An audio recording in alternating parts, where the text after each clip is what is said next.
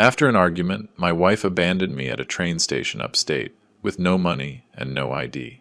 I was about to start walking the 30 miles to my house when, suddenly, a blind man sitting on a bench said, "Pretend you're my son. My private driver will be here in 5 minutes, and your wife is going to regret leaving you next to the richest businessman in this city." I know it sounds impossible. I know it sounds like one of those stories you hear and think must be fake, but I swear on everything I love that every word I'm about to tell you is true. And if you give me just a few minutes, you'll understand how that moment changed my life forever. My name is Henry. I'm 60 years old. And until that cursed day, I thought I knew what pain was. 35 years of marriage to Lisa. 35 years working as a warehouse employee, getting up before dawn, coming home with calloused hands and a broken back, all to give her a decent life, all to hear her say it was never enough. But that Saturday morning, everything exploded. We had traveled upstate to visit a cousin of hers. 2 hours on a bus, with Lisa glued to her phone, smiling at messages she never showed me, writing things she never shared with me. I stared out the window, pretending not to see the obvious, because sometimes the silence hurts less than the truth. When we arrived at that small train station, lost in the middle of nowhere, she wanted to buy some local sweets at a shop across the square. I told her I'd rather wait for her sitting on a bench. My knees just can't take it like they used to. And that's where it all started. Sitting again, Henry? Her voice cracked like a whip. You're always tired. You always have some excuse. You know what? I'm sick of it. Sick of living with an old man with no ambition, no money, and nothing to offer me but mediocrity. The people around us started to stare. I felt shame burn my face. "Lisa, please, let's not do this here," I whispered, trying to calm her down. "Here? Not here, Henry? Then where? In our miserable house? In that apartment you can't even finish paying for?" She laughed bitterly. "Look around you. Look where we are. In a filthy station in a forgotten town, because we can't even afford to travel like normal people." Every word was a direct blow to my chest. I tried to touch her arm, but she pulled away as if I had burned her. "Don't touch me. I don't want you to ever touch me again." The silence that followed was worse than the screams. Lisa took a deep breath, looked at her phone, and then looked at me with eyes I no longer recognized.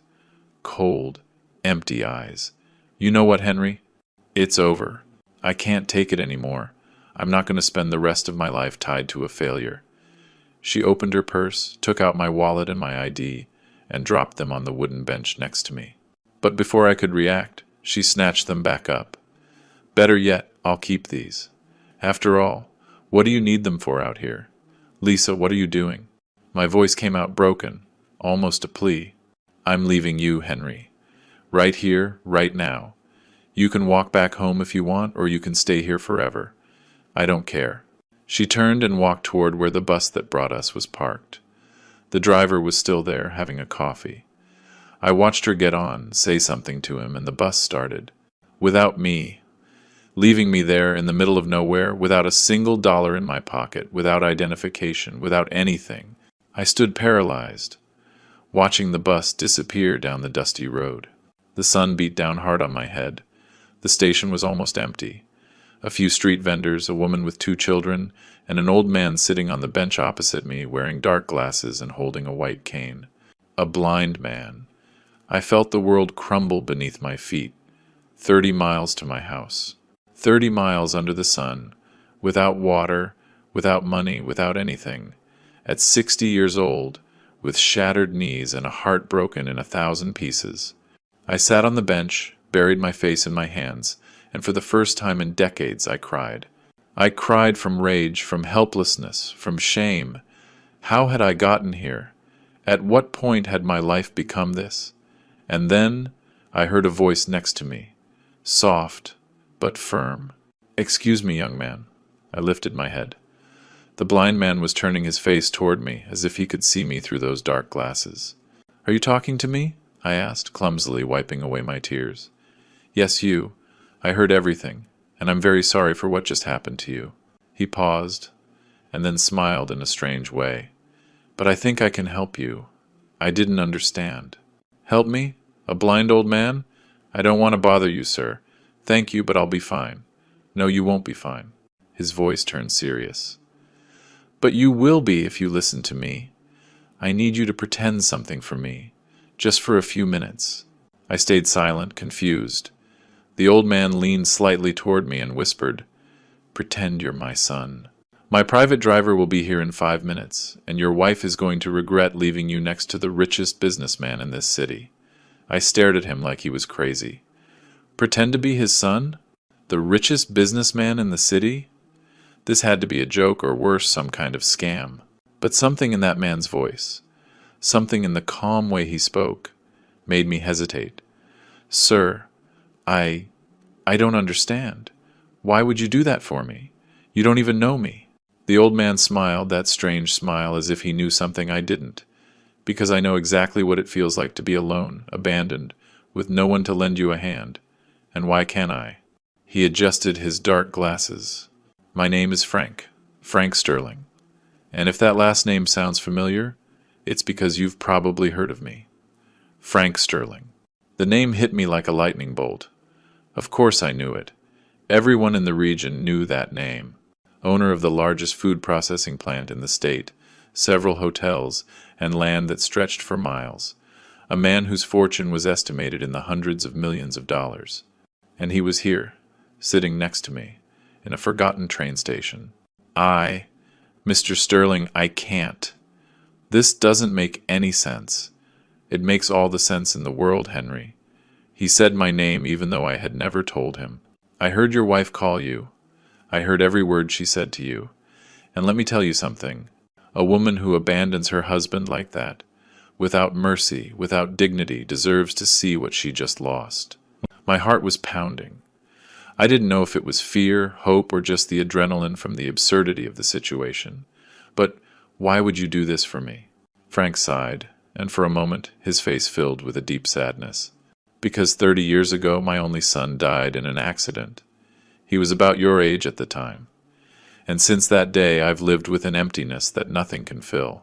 He paused. My driver will be here in a few minutes. When he arrives, just play along. Call me Dad. Act like you've been waiting for me, and believe me when I say your life is about to change. Before I could answer, I heard the sound of an engine approaching. A black, gleaming BMW SUV pulled into the station's parking lot. The tinted windows reflected the sun like mirrors. The vehicle stopped right in front of us, and a man in a suit got out quickly. "Mr. Sterling, sorry for the delay. The traffic on the highway was complicated. Don't worry, Stephen. You're right on time." Frank extended his hand toward me. "Help me up, son." The word son froze me for a second. But something inside me, maybe desperation, maybe curiosity, or maybe just the desire for Lisa to see she had been wrong, made me react. I took his hand and helped him to his feet. "Stephen, I'd like you to meet Henry. He's my son." The driver looked at me with obvious surprise, but quickly composed himself. He was a professional, trained not to ask uncomfortable questions. "A pleasure to meet you, Mr. Henry." "The pleasure is mine," I replied, my voice trembling. Frank leaned on my arm as if it were the most natural thing in the world. We walked to the SUV, and Stephen opened the back door for us. The interior was cream-colored leather, with wood accents and a built-in television screen. It smelled like a new car, like money, like a world that had never been mine. Just as I was about to get in, I heard a shout in the distance. "Henry! Henry, wait!" I turned, and there she was. Lisa, running toward us from the sweet shop, a bag in her hand and her eyes wide. She had seen everything. She had seen the SUV. She had seen Frank. She had seen how I was being treated with respect, as if I were someone important. She stopped a few feet from us, panting, her face filled with confusion. "Henry, what is happening? Who is this man?" Frank turned his face toward where Lisa's voice was coming from, though he couldn't see her. He smiled with a calmness that chilled me to the bone. "Excuse me, madam, but I believe you're mistaken. My son doesn't have time to chat with strangers. We have an important family dinner waiting for us at home." "Your son?" Lisa looked at me as if I had gone insane. Henry, what is this man talking about? What is all this? For the first time in 35 years, I felt something I had never felt in front of my wife. Power, control. The tables had turned, and I wasn't on the losing side. Lisa, I think you made it very clear a few minutes ago that you wanted nothing more to do with me, so please don't make this any harder, but I... She stammered, searching for words. I was just angry. You know how I get. I didn't mean it. Of course you meant it. My voice came out firm, without a tremor. You meant every word you said. And you know what? It's okay. Because you're right. You're right that I deserve something better. Frank squeezed my arm slightly, as if giving me silent support. Henry, son, let's go. Your godmother is waiting for us for lunch. He turned to Stephen. Please take us home. I got into the SUV. Frank got in after me. Stephen closed the door, and the sound was like the closing of a chapter of my life. Through the tinted window, I saw Lisa standing there, her mouth open, the bag of sweets dangling from her hand, watching us drive away. The SUV pulled away smoothly. The air conditioning was perfect. Classical music played softly from the speakers, and there I was, sitting next to a blind millionaire who had just changed my destiny in a matter of minutes. Are you okay? Frank asked, without looking at me. I don't know. I still don't understand what just happened. What just happened, Henry, is that you taught your wife a lesson she will never forget. She saw that the man she abandoned like trash has more value than she ever imagined. He paused. But this is just the beginning. What do you mean? Frank smiled again. That smile that hid secrets. I mean that if you really want to change your life, if you really want that woman to regret ever leaving you, you need to stay with me for a while. You need to be my son. Not just for a moment, but for long enough for everyone to believe it, including her. My mind was a whirlwind of emotions. Fear, excitement, disbelief, hope. And why would you do that for me? I still don't understand. Frank took off his dark glasses for the first time. His eyes were clouded, covered by a white film, eyes that couldn't see but seemed to look straight into my soul. Because I'm tired of being alone, Henry. Because my son died 3 decades ago and I never got to say goodbye to him. Because I have more money than I could spend in 10 lifetimes, but I have no one to share it with. His voice cracked slightly. And because something tells me that you are a good man, a man who deserves a second chance. Tears returned to my eyes, but this time they weren't of pain. They were from something I hadn't felt in years. Hope. I don't know what to say, Mr. Frank. Say yes. Say you'll trust me. And you'll see how everything changes. I looked out the window. The train station was already a distant dot on the horizon. And somewhere in that dot, Lisa was still standing, wondering what on earth had just happened. I took a deep breath. Yes, I trust you. Frank smiled and put his glasses back on. Perfect. Then, son, welcome to your new life. The drive to Frank's mansion took 40 minutes, but for me it felt like 40 seconds. My mind kept replaying the scene over and over. Lisa's face when she saw me get into that SUV, the confusion in her eyes, the instant regret. 35 years of putting up with her scorn, her constant complaints, her way of making me feel small, and it only took 5 minutes for everything to be reversed. The SUV turned off the main highway and onto a private road lined with ancient trees. In the distance, I began to see a huge colonial-style building with white walls and a red tile roof. There were immense gardens, water fountains, and a wrought iron gate that opened automatically as we approached. "Welcome to your new home, Henry," Frank said calmly, as if this were the most normal thing in the world. "My new home." The words sounded so unreal they almost made me laugh, but there was no laughter in my chest, only a tight knot of disbelief and fear. Stephen stopped the SUV in front of the main entrance, got out quickly, and opened our door. I helped Frank get out, and he leaned on my arm firmly. There was a confidence in the way he moved, as if he had been doing this with me for years. "Stephen, please inform Jane that the East Wing guest room needs to be prepared for my son, and tell her to use the new sheets. The Egyptian cotton ones. Right away, Mr. Sterling." We entered the house, and my eyes couldn't take in everything I was seeing. The foyer was enormous, with Italian marble floors, a hand-carved wooden staircase leading to the second floor, and a crystal chandelier that must have cost more than my entire apartment. There were paintings on the walls, sculptures, and a scent of cleanliness and fresh flowers that filled every corner. A woman in her 50s, dressed in an impeccable uniform, appeared from one of the side doors. Her face showed surprise when she saw me, but she quickly masked it with a professional smile. "Mr. Sterling, it's good to see you. Do you need anything?" "Yes, Jane. I'd like to introduce you to Henry. He's my son. He'll be living with us from now on." Jane looked at me with wide eyes but said nothing. She just nodded. "Of course, Mr. Sterling. I'll prepare everything immediately." "Will the young man be dining with you?" "Of course. Prepare something special, Jane. Today is an important day for this family." Family. That word pierced my chest like an arrow. It had been so long since that word meant anything warm to me. Jane hurried away, and Frank guided me toward a huge living room with large windows overlooking the garden. There were beige leather sofas, glass coffee tables, and a stone fireplace that, although unlit, dominated the room. He pointed to one of the sofas. "Sit down, Henry. We need to talk." I sat, feeling completely out of place. Frank sat across from me, his cane resting by his side, and took off his dark glasses again.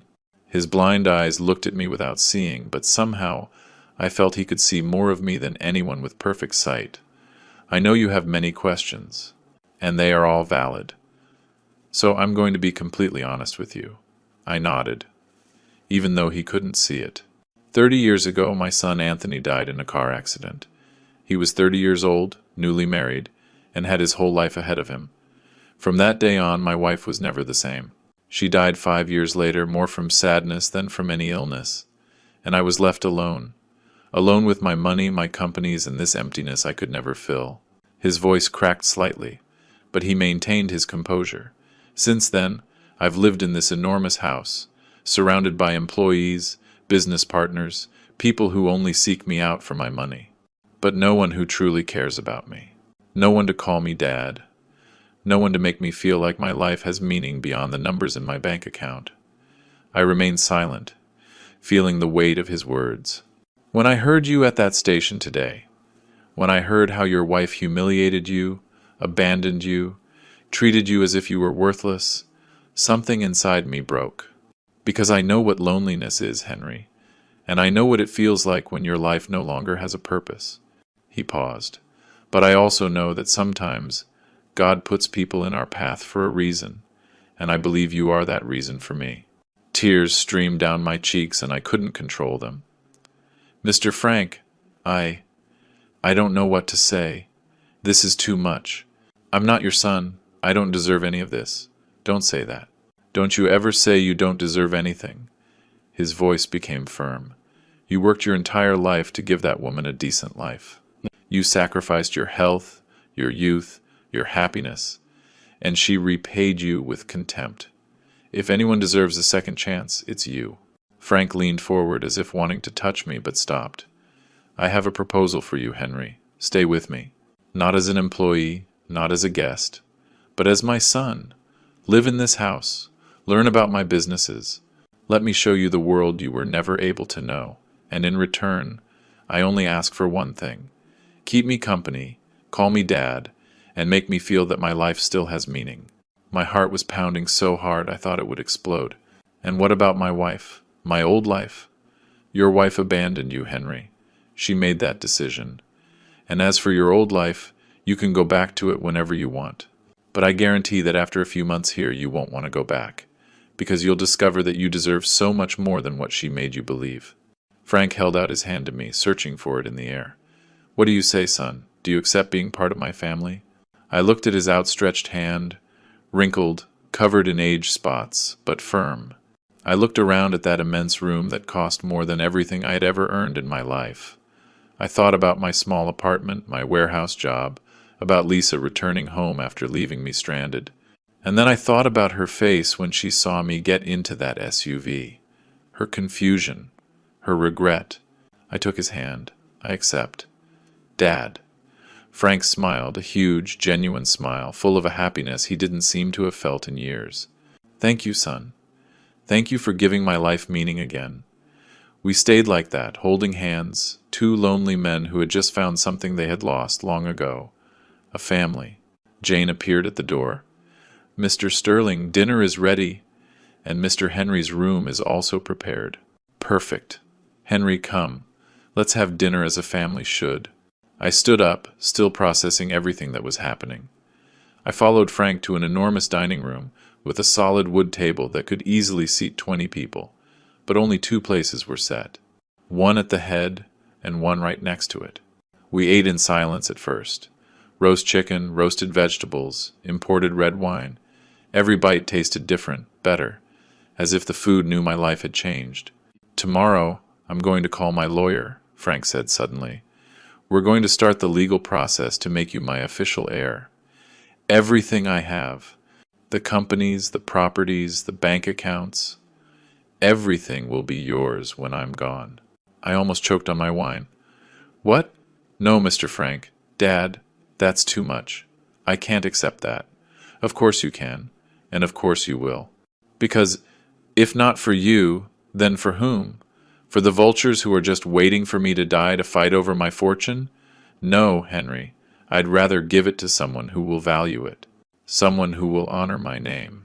I didn't know what to reply. My mind was a chaos of emotions. "But there's something you need to know," Frank continued, his tone more serious. "Your wife is going to come back. She's going to try to get you back. She'll say she regrets it, that she made a mistake, that she loves you. And when she does, you'll have to decide whether to believe her or not." I thought of Lisa, of her eyes when she saw me leave. "I don't think she'll be back, Dad. She made it very clear what she thinks of me." Frank shook his head. "Oh, she'll be back. Because now you're the son of the richest man in town. And money, Henry, has a very special way of changing people's hearts." His words chilled my blood, because deep down, I knew he was right. Frank was right. It wasn't even 2 days later when my phone started ringing. Lisa. One call after another, text messages, voicemails. I ignored them all at first, but her insistence was like a hammer pounding on my conscience. Finally, on the third night, I answered. "Henry, my God, you finally answered. I've been calling you nonstop. Where are you? What is all this? Who was that man?" Her voice sounded desperate, almost hysterical, very different from the cold woman who had abandoned me at that station. "Lisa, I think you were very clear on Saturday. You said you didn't want to be with me anymore, that I was a failure, that you deserved something better. Henry, I was upset. You know how I get when I lose my temper. I didn't mean it. Come home, please. We can talk. We can fix this." I stayed silent, looking around my new room. It was 3 times the size of our old bedroom.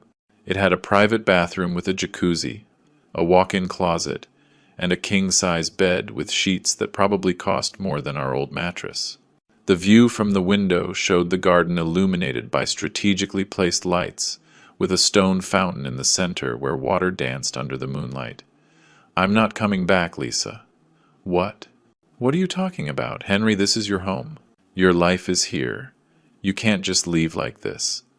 "I can, and I did. You left me with nothing in the middle of nowhere, and you know what? It was the best thing you could have ever done for me." I heard her breathing quicken on the other end of the line. "Henry, that old man, that Frank, who is he? Why did you say you were his son? What's really going on?" "That's not your business, Lisa. Not anymore." "Not my business? I'm your wife, Henry.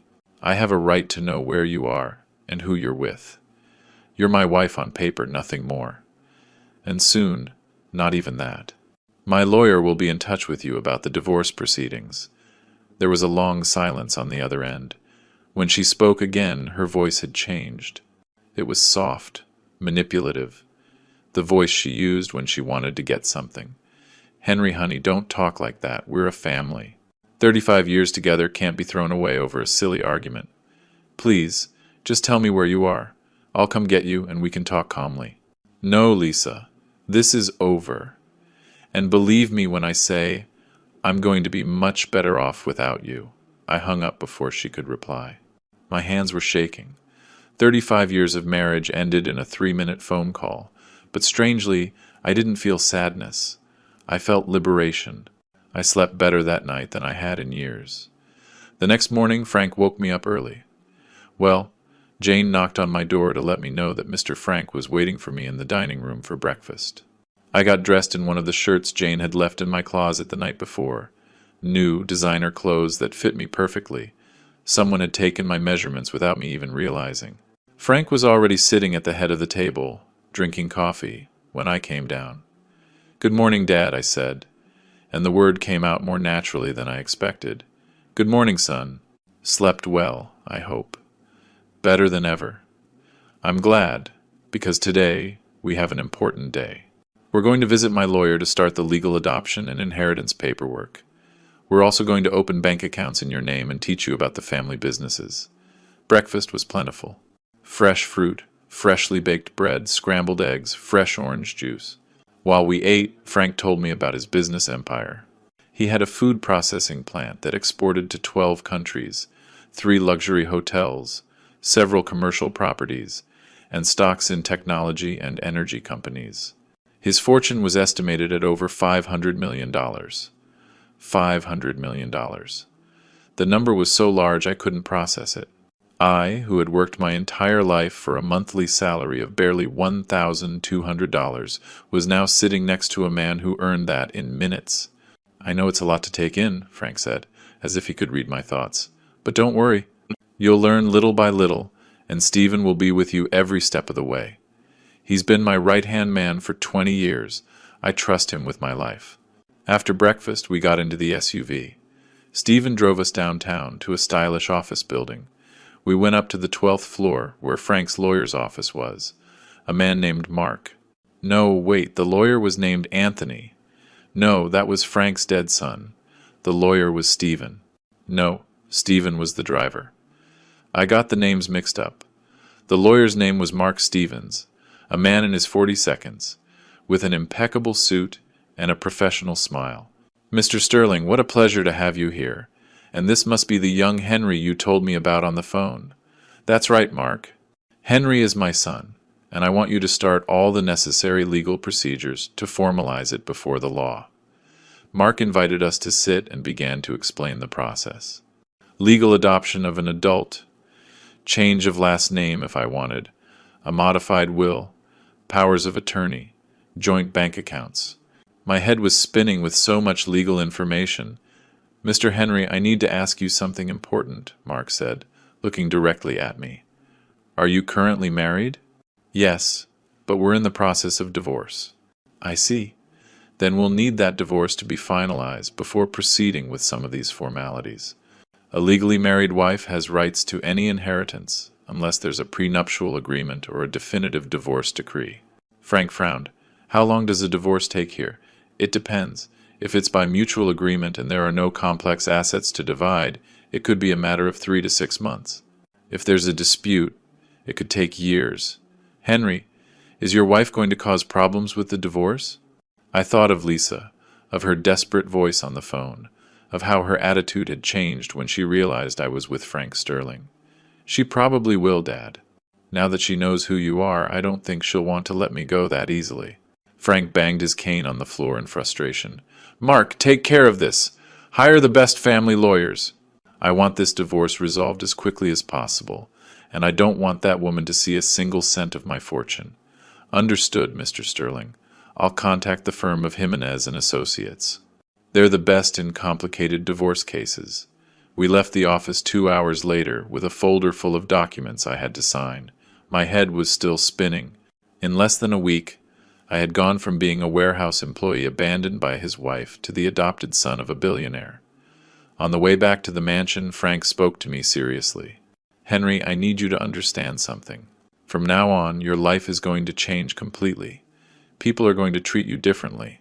They'll want to be your friends, they'll want to do business with you, they'll look for ways to get close to you, but most of them will only want your money." "I understand, Dad." "No, I don't think you fully understand yet. But you will soon, because your wife isn't the only one who's going to come back. Relatives who never looked for you will also show up. Friends who forgot you, people from your past who will suddenly remember how much they appreciated you." His words made me think of my sister Claire. We hadn't spoken in 2 years. She had married a rich man, and ever since, she treated me like I was inferior. At family gatherings, she barely spoke to me, always showing off her trips, her jewelry, her new house. "I have a sister," I said suddenly. "Claire, we haven't spoken in a long time. Do you think she'll look for you when she finds out about this?" "Probably," Frank nodded. "When she does, watch her intentions closely. People show their true colors when there's money involved, Henry. And believe me, you're going to discover things about people you know that you never imagined." We arrived at the mansion just as it started to rain. I went up to my room and lay on the bed, staring at the ceiling. My phone vibrated. It was a message from Lisa. "Henry, please, I need to talk to you. Come home. I miss you. Forgive me." I deleted the message without replying. Another message. This one was from a number I didn't recognize. "Henry, it's Claire, your sister. I heard you're going through a tough time with Lisa. I want you to know I'm here for you. Call me when you can." I stared at the message for a long time. Frank was right. The rats always find the cheese. I didn't answer Claire's message, at least not immediately. I wanted to see how far her sudden interest in me would go. I didn't have to wait long. The next day, my phone rang during breakfast. It was her. "Henry, brother, why haven't you answered me? I'm worried about you." "Worried?" The word sounded fake coming from her. Claire had never worried about me, not when I lost my job 5 years ago. Not when Mom died and I had to pay for the funeral alone because she was on a trip to Europe. Not when I asked to borrow $2,000 for an operation for Lisa and she told me she couldn't because money was tight that month, while carrying a purse that cost $5,000. "Hi, Claire. I'm fine, thanks for asking." "Fine?" "Henry," Lisa called me crying.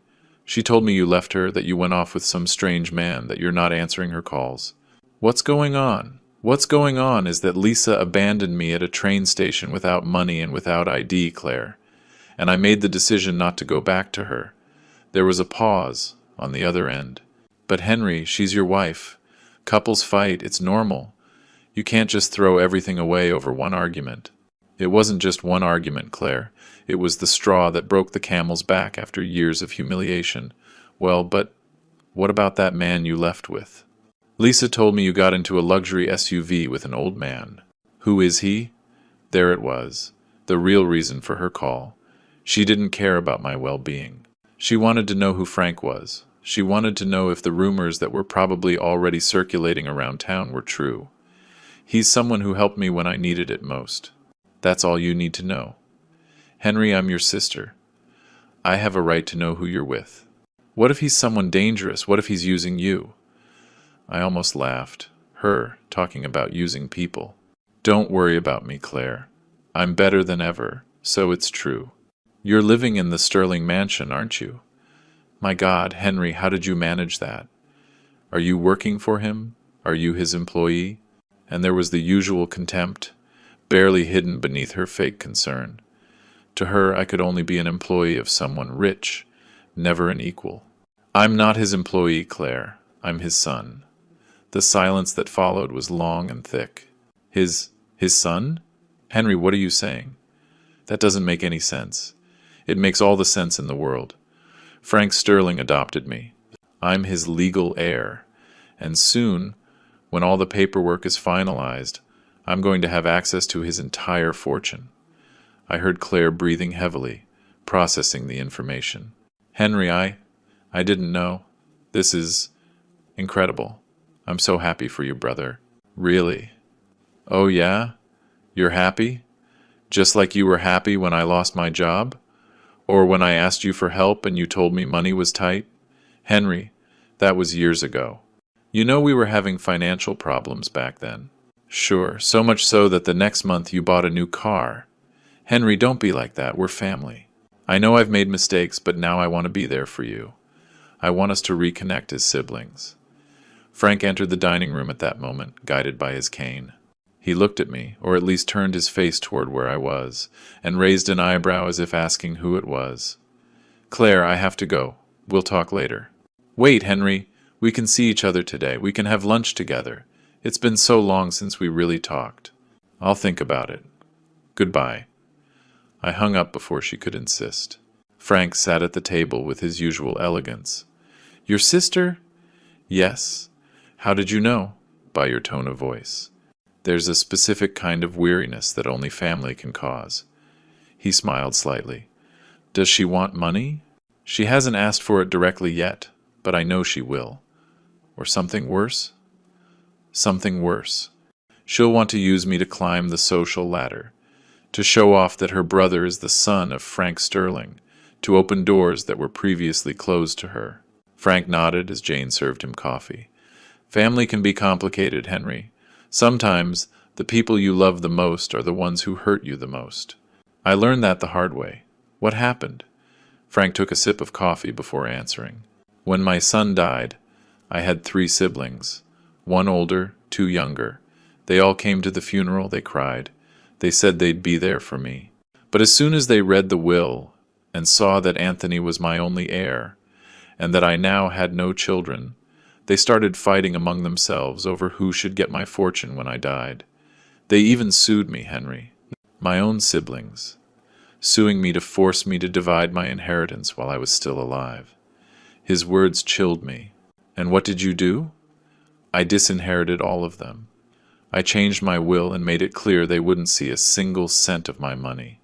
Since then, none of them speak to me. And you know what? I don't miss them. Because I understood they never loved me. They only wanted what I had. Frank reached his hand out to me, searching for it across the table.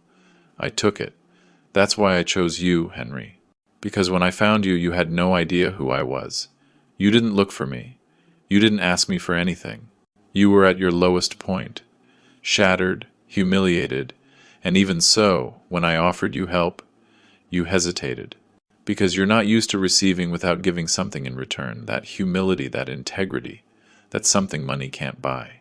His words filled me with an emotion I couldn't describe. It was gratitude, but also something deeper. It was the feeling of being valued for the first time in my life, for who I was, not for what I could give. Thank you, Dad. You don't know how much that means to me. I know, son. That's why I told you. The rest of the day we spent reviewing documents in his private office. Frank taught me about his businesses, explained contracts to me, introduced me to his partners via video call. It was overwhelming, but also exciting. For the first time in my life, I felt like my brain was being used for something more than loading boxes. In the afternoon, Stephen took me to a high-end clothing boutique downtown. Frank had insisted I needed a complete wardrobe suitable for my new position.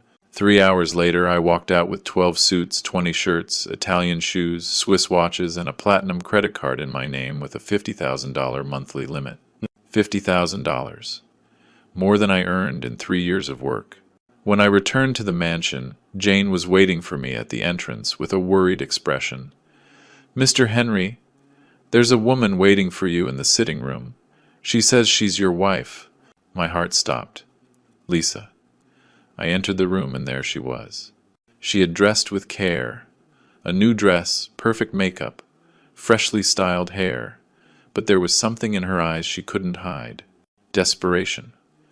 Henry, thank you for seeing me. I know I don't even deserve 5 minutes of your time, but please hear me out. I remained standing, not getting closer, keeping my distance. You have 5 minutes, Lisa. Talk. Henry, I made the biggest mistake of my life. I was a fool, I was blind, I was ungrateful. I didn't value everything you did for me, everything you sacrificed. And when I left you at that station, I didn't know what I was doing.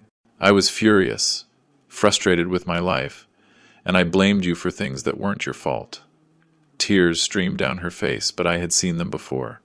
Lisa always knew how to cry when it suited her. I still don't hear a real apology, Lisa. I only hear justifications. You're right. I'm sorry, Henry. I'm truly sorry. Forgive me. Please forgive me, and let's start over. We can be happy again. We can be the family we once were. The family we were? Lisa, we were never happy. At least not in the last 10 years. You always wanted more. You always complained. You always made me feel like I wasn't enough. But now everything will be different. Now you have this incredible opportunity with Mr. Sterling. We can live well, we can travel, we can have everything we always dreamed of. And there it was, the truth behind her tears. She didn't want me. She wanted the money. Get out of this house, Lisa. What?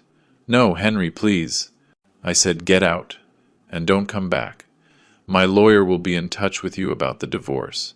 Sign the papers without a fight, and this will be over quickly. Fight, and I promise you, you will not win. Lisa looked at me with a mix of shock and rage. This is how you repay me, Henry? After 35 years together, you throw me out like trash? No, Lisa, you threw me out. I'm just accepting your decision. She stood up from the sofa, shaking with fury. This isn't over, Henry. I am your legal wife. I have rights, and I'm going to fight for what I'm owed. Fight all you want. You're not going to win. She stormed out of the house, slamming the door, and I stood there, in the middle of that luxurious room, feeling like I had just closed a chapter of my life forever. The following days were a strange mix of tranquility and tension. Frank taught me about his businesses every morning, introduced me to his most important contacts, explained how his empire worked.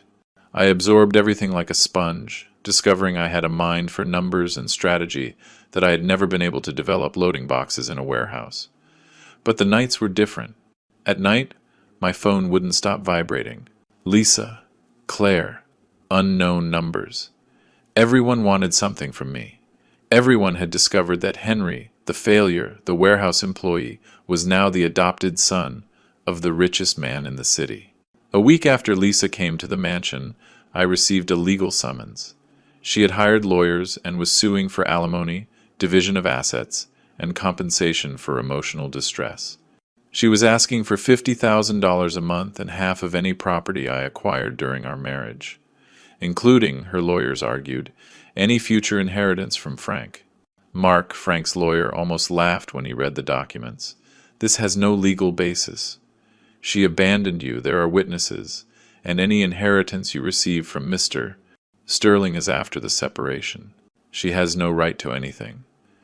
Then why is she trying? Because she's desperate, and because her lawyers probably told her you might agree to a settlement to avoid a long trial. It's a pressure tactic. Frank, who was sitting next to me in Mark's office, banged his cane on the floor. We are not settling for 1 cent. Mark, I want you to counterattack with everything. I want that woman to understand she made the worst mistake of her life. Understood, Mr. Sterling.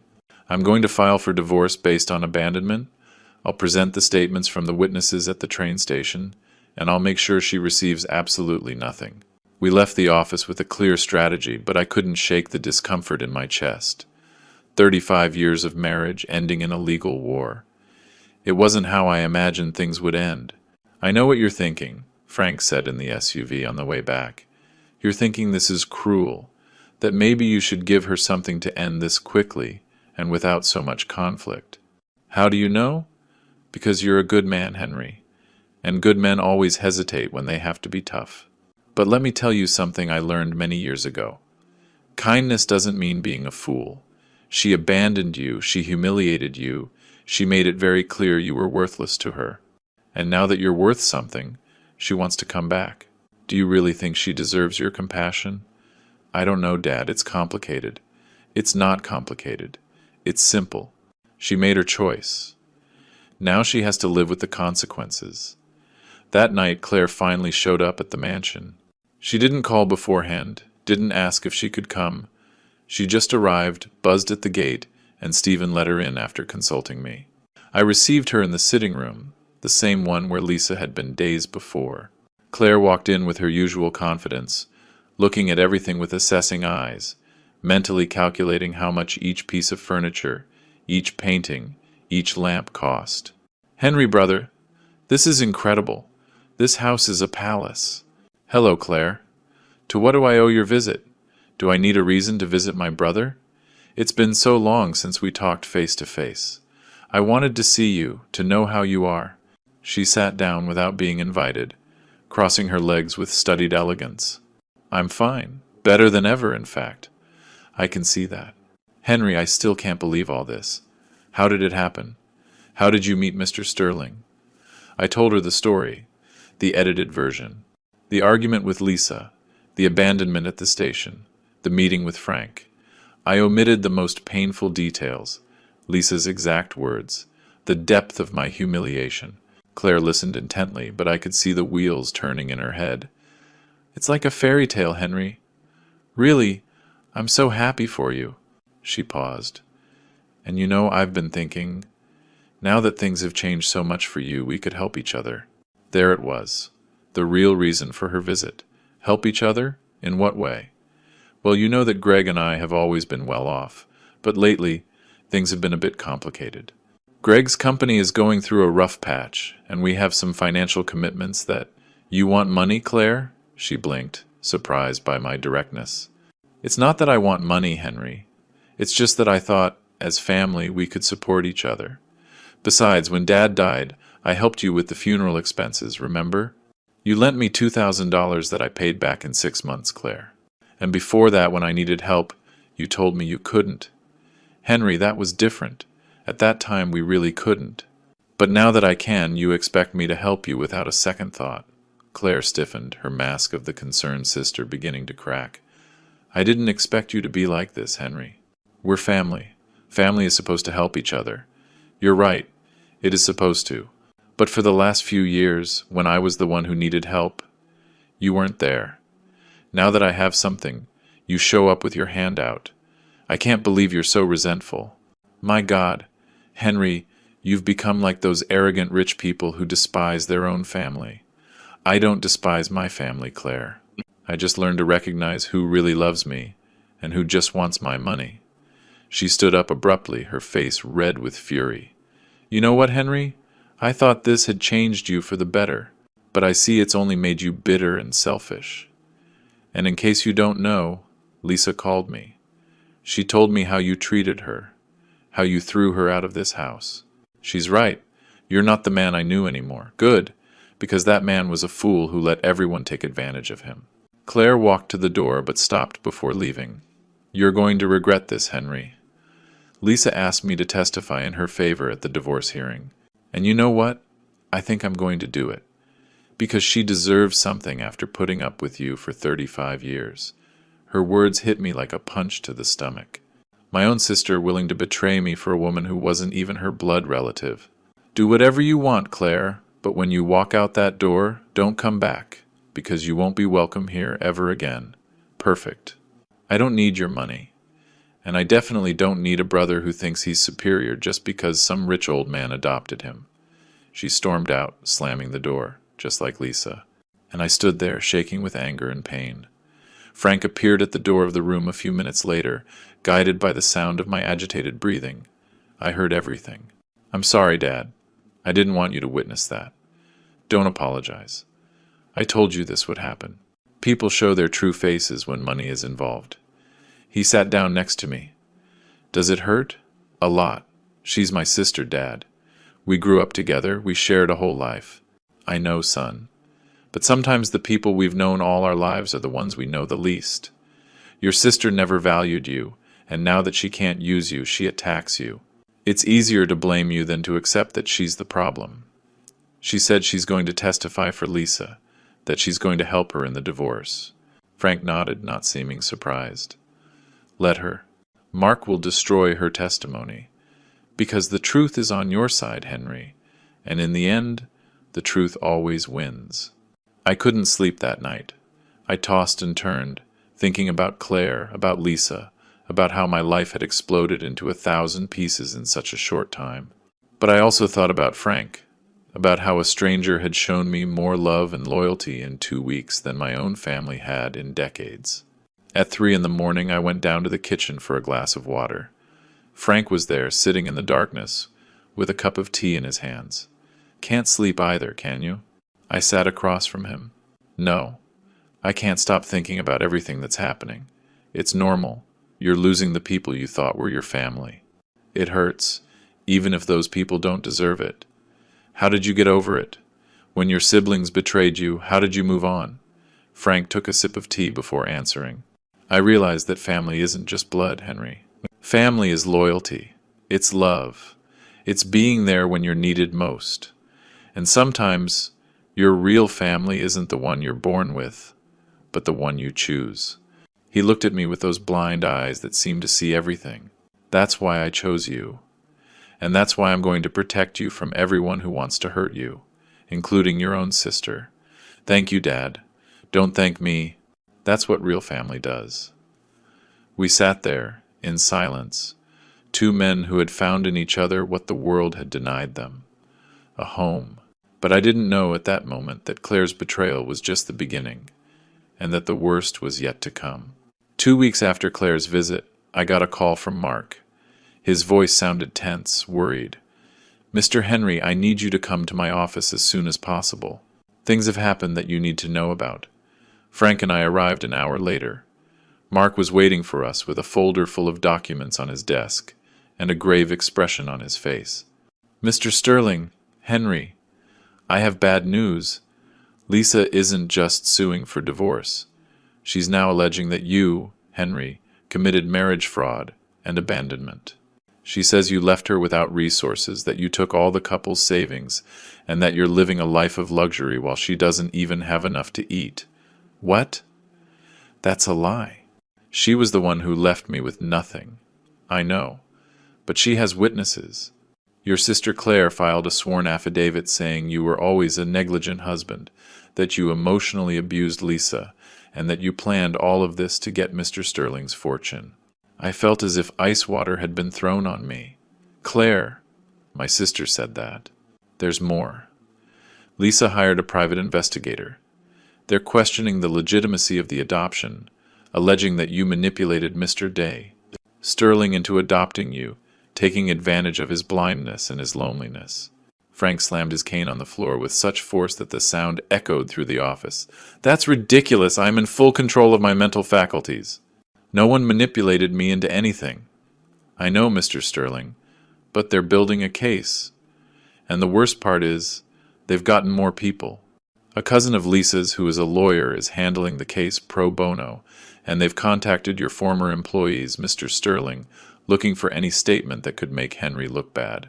My world was crumbling again, but this time it wasn't from abandonment, but from calculated betrayal. "What can we do?"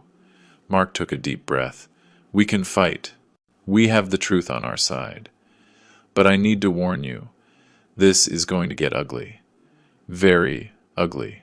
They're going to attack your reputation, Henry. They're going to try to paint you as a user, a con artist, and they're going to use your own family to do it." Frank took my hand across the desk. "We fight. We're not going to let those vipers win. Mark, hire the best criminal lawyers in the country. I want to countersue for defamation, for slander, for everything we can. And I want you to investigate Lisa and Claire, too. If they're lying, there must be evidence." The following days were a nightmare. The local newspapers started publishing articles about the scandalous adoption case of the tycoon Sterling. Photos of me leaving the mansion appeared. Speculation about my intentions. Interviews with close sources who said I had planned everything from the beginning. Claire gave an interview on a local radio show. I heard it in the car, with Stephen driving and Frank by my side. My brother Henry was always ambitious, but he never had the ability to achieve anything on his own. When he met Mr. Sterling, he saw an opportunity and seized it. It's sad to see how a vulnerable old man can be manipulated just for money. Her words cut me like knives. This was my sister. The girl I used to play with in the park, the teenager who cried on my shoulder when she broke up with her first boyfriend, the woman who swore at Mom's funeral that we'd always be united. "Turn it off," I said in a broken voice. Stephen turned off the radio. Frank squeezed my hand. "Don't listen to her, son. They're the lies of a desperate woman. What if people believe her? What if everyone thinks I'm a con artist? Let them think what they want. We know the truth, and that's the only thing that matters." But things got worse. A week later, I received a court summons. Lisa had requested a temporary restraining order against me, alleging I had threatened her and that she feared for her safety. She had also filed charges of emotional and financial domestic abuse. "This is absurd," I said when Mark explained it to me. "I never threatened her. I never hurt her. I know. But she has witness statements saying the opposite. Claire says you threatened her when she came to visit you. She says she has a video recorded on her phone." "A video? That's impossible," she. And then I remembered. When Claire stormed out of the mansion, she had taken out her phone. I thought it was to call someone, but she had been recording. They can manipulate a video, Frank said firmly. They can edit it, take it out of context. Mark, we need our own recordings. Would Mr. Sterling record Lisa without her consent? That could be illegal. Frank smiled. That smile I had learned to recognize. The smile of someone who has a plan. Mark, do you remember what I asked you the first day we brought Henry here? To install security cameras throughout the property? Yes, including the sitting room, and the entrances, and the garden. My heart started to beat faster. Dad, are you telling me that we have everything recorded? Lisa's visit, Claire's visit, every word they said, every lie they tried to build. Mark was silent for a moment, processing the information. Mr. Sterling, that changes everything. If we have those recordings, we can prove they're lying. Exactly. But we're not going to show our cards just yet. We're going to let them keep digging their own grave. Let them keep lying, keep testifying. And when they are fully committed to their lies, we will destroy them with the truth. It was a risky strategy, but Frank had survived in the business world for 50 years. He knew how to play the game. The preliminary hearing was 3 weeks later. I arrived at the court with Frank, Mark, and a team of 3 other lawyers. On the other side was Lisa, dressed like a poor widow, with a simple dress and no makeup, trying to look vulnerable. Next to her was Claire, her lawyer cousin, and 2 other lawyers I recognized from a major firm. The judge was a man in his 60 seconds, with a serious expression. He listened to arguments from both sides for 2 hours. Lisa cried strategically at the right moments. Claire looked at me with pure hatred. When it was Mark's turn to speak, he stood up calmly. Your Honor, the defense has conclusive evidence that completely refutes all the accusations from the accusing party. We have audio and video recordings of the visits that both Mrs. Lisa and Miss Claire made to Mr. Sterling's residence. In these recordings, it can be clearly seen and heard that there were no threats, no violence, and that in fact, they were the ones who acted hostilely. Lisa's face turned pale. Claire stiffened in her seat. Recordings? The judge asked. Why weren't these presented earlier? Because we wanted to wait for the accusing party to submit all their sworn affidavits first, Your Honor, so we could prove, beyond a doubt, that they are lying under oath. The judge looked at Lisa and her lawyers sternly. Is this true? Are there recordings of your visits? Lisa's lawyer cousin stood up, nervous. Your Honor, if those recordings exist, they were made without consent, which violates. Which violates nothing, Mark interrupted, as they were made on Mr. Sterling's private property, where there are clear notices that the property is under video surveillance. It is completely legal. The judge paused for a long time, reviewing documents. I want to see those recordings. Both parties, my office, tomorrow at 9 in the morning. This hearing is suspended until then. We left the courtroom. Lisa tried to approach me in the parking lot, but Stephen blocked her path. Henry, please, we need to talk. This has gotten out of control. I didn't want. Don't get near my son, Frank said in an icy voice. You've done enough damage. Claire appeared behind Lisa, her face distraught. Henry, please understand. Lisa convinced me. She told me you had threatened her. You lied under oath, Claire. Not only did you betray me as a sister, you committed a crime. No, I can explain. But we were already getting into the SUV. Stephen drove off, leaving them behind. Frank took my hand. Tomorrow, this all ends, son. Tomorrow, they'll see who the real victims are here. And for the first time in weeks, I felt hope. The next morning, we arrived at the judge's office at 8:45. Mark carried a tablet with all the recordings organized chronologically.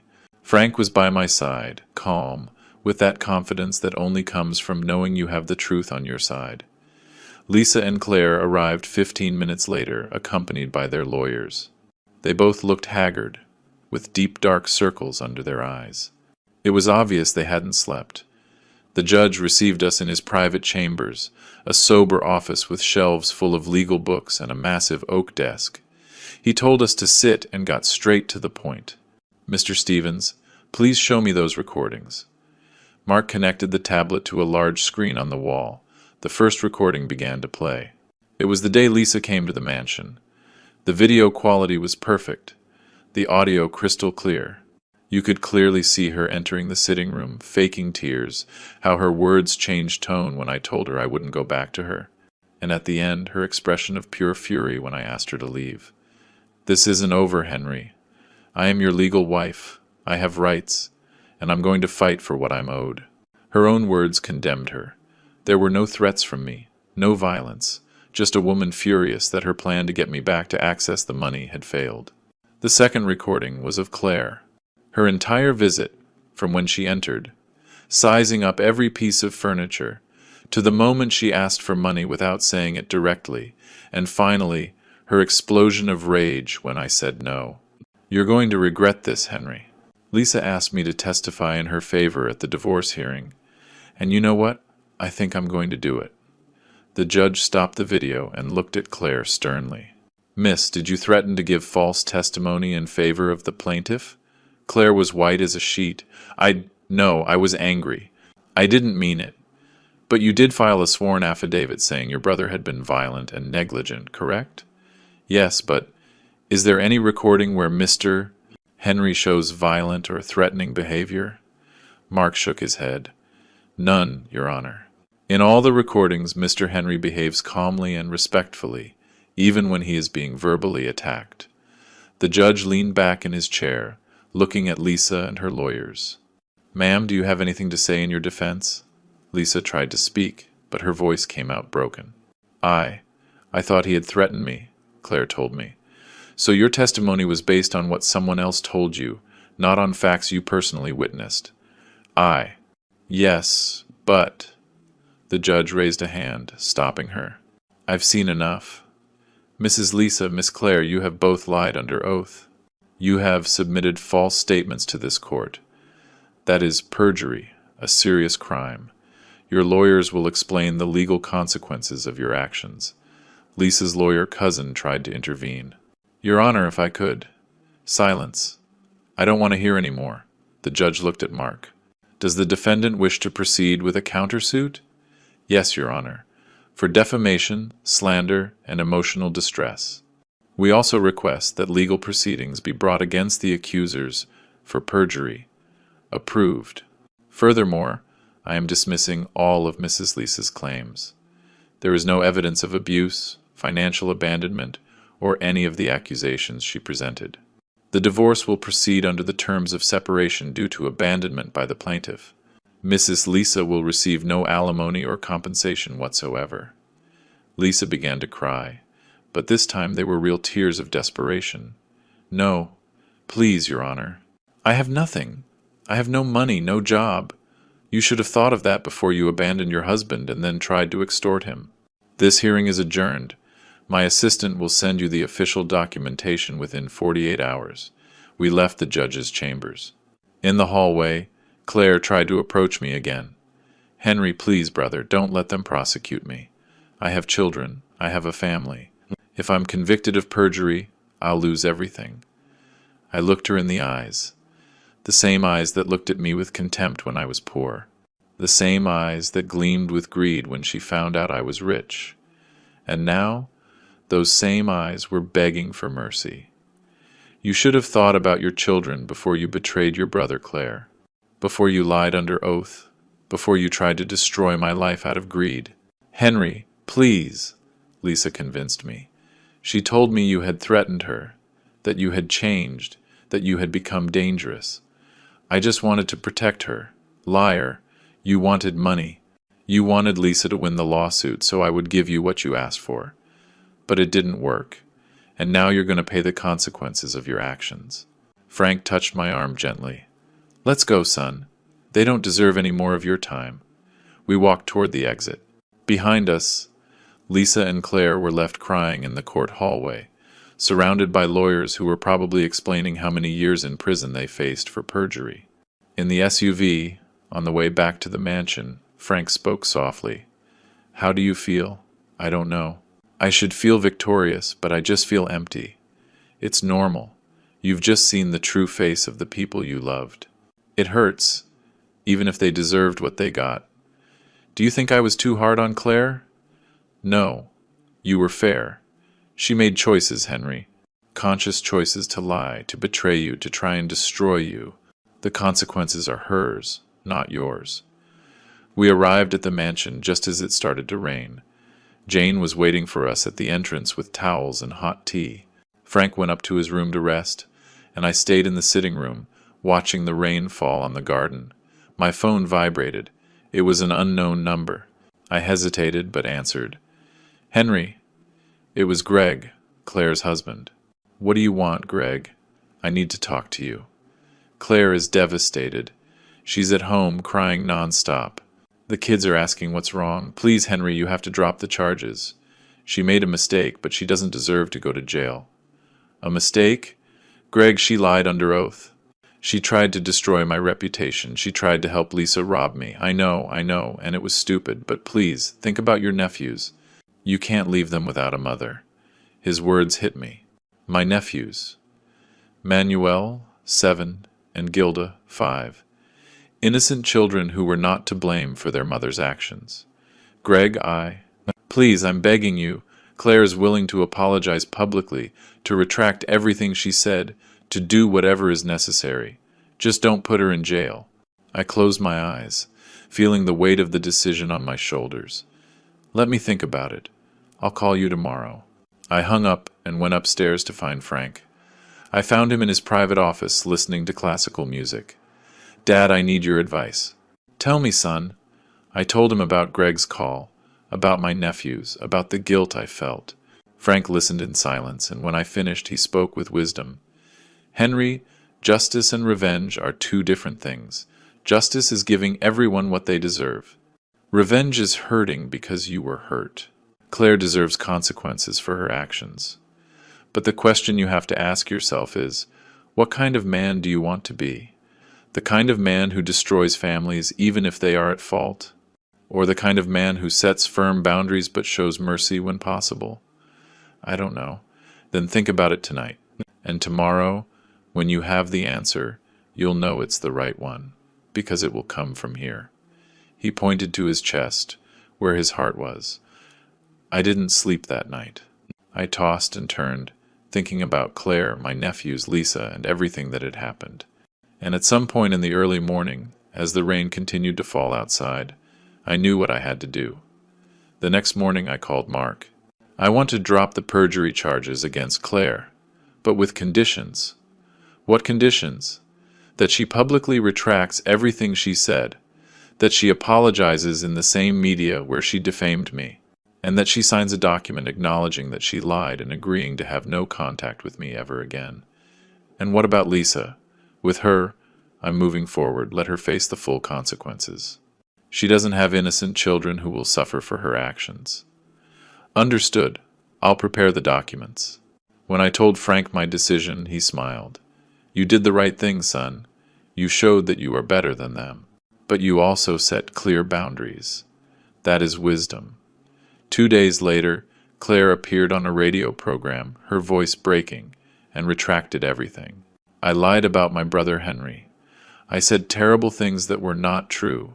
I did it out of greed, envy, and stupidity. Henry is a good man who deserved none of what I did to him, and I ask for his forgiveness, even though I know I don't deserve it. I heard her confession on the kitchen radio. Jane was preparing lunch and glanced at me. Feeling better, Mr. Henry? Not better, but at peace. And it was true. For the first time in weeks, I felt peace. 6 months later, my life was completely different. The divorce from Lisa was finalized without any more issues. She received nothing, just as the judge determined, and had to face reduced charges for attempted procedural fraud. She received 2 years of probation and a $20,000 fine that she could never pay. The last I heard of her, she was living with a cousin in a small apartment, working as a cashier at a supermarket. Claire met all the conditions. She publicly retracted, signed the documents, and never tried to contact me again. Greg called me once to thank me for not putting her in jail. I told him I did it for my nephews, not for her. And it was true. Frank and I became inseparable. Every morning we had breakfast together, every afternoon we reviewed the businesses, every night we had dinner as the family we had chosen to be. He taught me everything about his empire, and I discovered I had a natural talent for business that I never knew existed. The adoption was legally finalized 3 months after the hearing. That day, when the judge signed the documents and handed me my new birth certificate that said Henry Sterling, I cried like a child. Frank cried too, though he tried to hide it. "Now you're officially my son," he said, his voice thick with emotion. "And I'm officially your father. You were always my father, Dad, from the day you found me at that station." One afternoon we were sitting in the garden enjoying the sunset, when Frank spoke to me seriously. "Henry, there's something I need to tell you. Something I've been holding on to since the day we met." "What is it, Dad?" "I wasn't at that station by chance. I went there because someone told me there was a man in trouble, abandoned by his wife. Stephen drove me specifically to that spot." I froze. "What? Who told you?" Frank smiled. "Jane. She's a distant cousin of one of the vendors at the station. That vendor saw everything that happened with you and Lisa. She told Jane, and Jane told me." And something in the way she described the situation made me want to go. It made me think that maybe, finally, I would find what I had been searching for 30 years. Tears ran down my cheeks. All this time, you knew. All this time I knew you needed help. But I didn't know that you would be exactly what I needed too. That was fate, son, or God, or whatever you want to call it. We sat in silence watching the sun dip behind the mountains. "You know what the strangest part of all this is?" I said finally. "What?" "That if Lisa hadn't abandoned me that day, I would still be the same unhappy man, working in a warehouse, feeling small, letting people walk all over me. Her worst cruelty ended up being my greatest blessing." Frank squeezed my hand. "That's how life works sometimes. The worst things that happen to us end up being the things that transform us the most. That day at the station, when all seemed lost, was actually the day your real life began. And yours too, Dad. And mine too. Today, 2 years after that day at the train station, I am the CEO of Sterling Enterprises. Frank officially retired 6 months ago, although he still comes to the office twice a week to supervise, as he says. In reality, I think he just wants to make sure I don't mess up his legacy. I never heard from Lisa again. I heard she tried to sue me one more time, but her lawyer dropped the case when he saw it had no merit. Claire sends me a card every Christmas. I never open it. I just put it in a drawer, unread. Some bridges, once burned, cannot and should not be rebuilt. A month ago, I went to visit that train station. Stephen drove me, at my request. I sat on the same bench where I was when my life changed forever. The same bench where I cried, feeling defeated, believing I had hit rock bottom. A young couple was arguing nearby. The woman was yelling at the man, telling him he was a failure, that he was worthless. The man had a lost, broken look in his eyes, just like mine that day. I got up and walked over to them. The woman stopped shouting when she saw me approach. "Excuse me," I said to the man. "Do you need me to call someone for you?" He looked at me, confused, with tears in his eyes. "I'm fine, thank you." I handed him my business card. "If you ever need help, a job, or just someone to listen, call me. Anytime." The man took the card with trembling hands.